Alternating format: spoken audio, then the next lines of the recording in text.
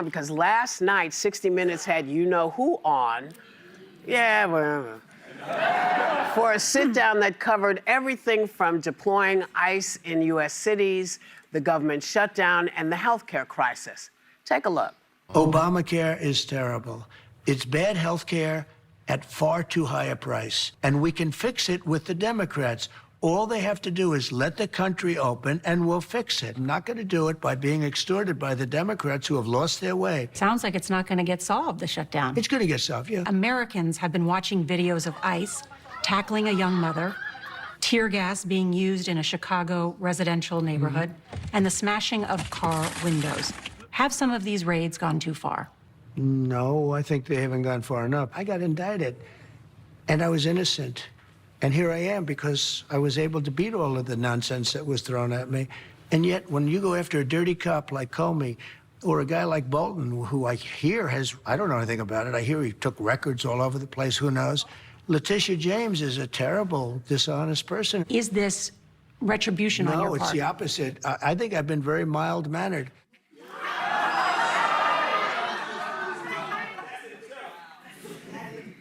Well,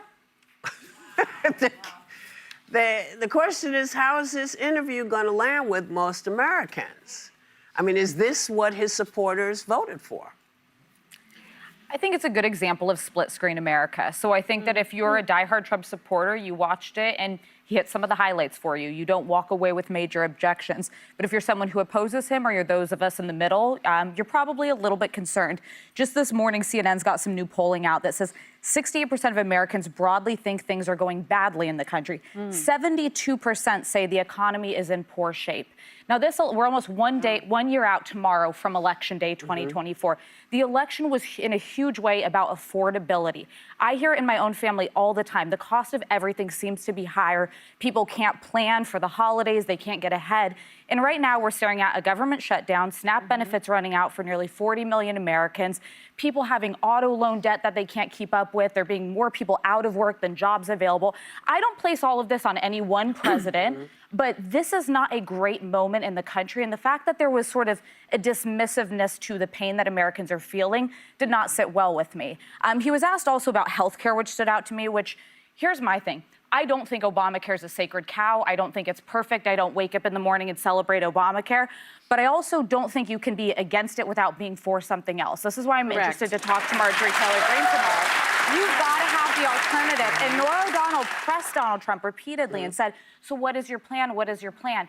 We have to hear it. Premiums are too high. People cannot afford their basic coverage. Fix it. I don't care who's responsible for it. Just fix the system. Well, that was striking to me.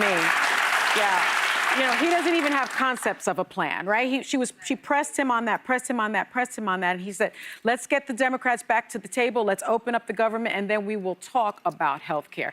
Let's be very clear. They are not going to just talk about health care if the Democrats cave. And I don't think the Democrats should cave to this Republican shutdown, because it is a Republican shutdown. The Republicans run the House, they run the Senate, they run the White House. And dare I say, they probably run the Supreme Court of the United States of America. So there's no question that, you know, that they are in charge and this is their shutdown. But the thing that struck me about this interview, because I watched it twice, because I was so shocked at how blatant the untruths were. It was sort of shocking. No. Correct, Whoopi. First of all, he said that one thing I can tell you, the 2020 election was rigged. He's still saying that. That is, everyone, not true. He denied retribution in prosecuting critics. He said, oh, no, I didn't do that. Does everybody remember that public DM that he sent to Pam Bondi asking for political retribution? Then he says, I can't give them $1.5 trillion so that they can give welfare to people that came into our country illegally. That's another untruth. Money is not going to undocumented immigrants. It's just not. That's not true. Then he says this finally.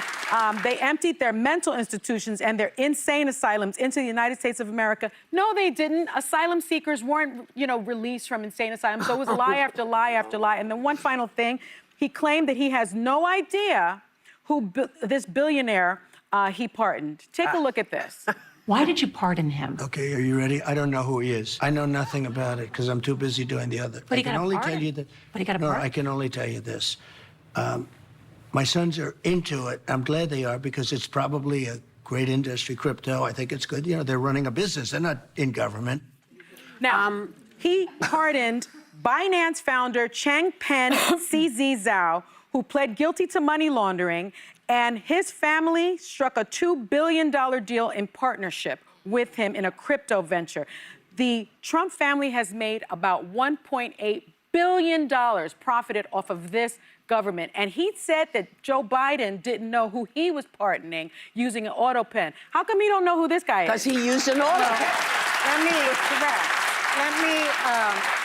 You know, after reading the transcript and watching the interview, I think the one who was released from an insane asylum was him. So let's clarify some of the things he said that are just downright lies. Okay. He goes and he says that he doesn't think ICE is going far enough. It turns out that even people who voted for him think that the abuse of power, the things that ICE are doing are too much. His numbers on immigration are now underwater. I keep hearing from people in Miami, friends of mine who voted for him, and the term they tell me over again is se le fue la mano.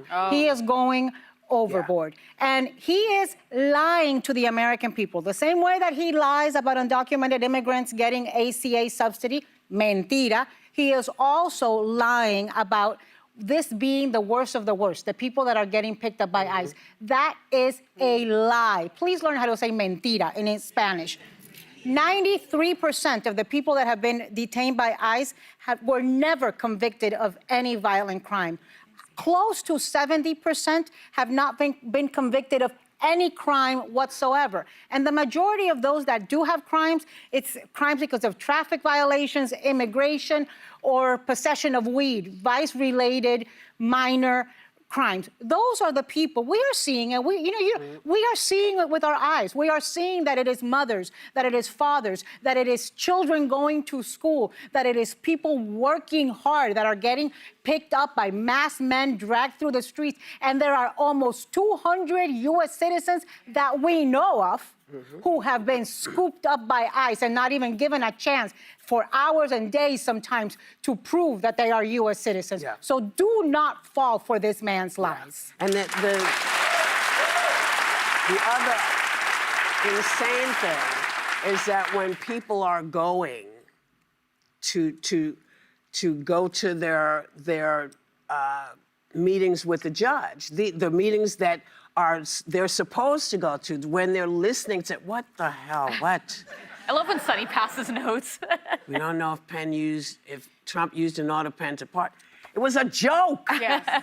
We don't know if Trump used an auto pen to Oh, pardon. come on. No, But we do know that he didn't know who that crypto guy was. well, I'm sorry. You know, the hardest thing about this job now is no one understands nuance. You know when you hear a joke, when somebody's fooling around, when they're not saying something specific, especially on this show. I'm very specific when I'm pointing stuff out. When I'm making jokes, you know when I'm making jokes. This is ridiculous. Anywho, the other thing that really upsets me about all of this is that when people do it legally, everybody bitched and moaned and said they're not doing it legally, they're not doing it. So people are showing up when they're supposed to show up in court, and you're scooping them up for immigration checks. And this is how you treat them. So how are we supposed to believe anything you're saying when we saw how folks in Chicago were treated over the weekend? We saw that. We see what's going on. We see what happens when children are in court by themselves. Right.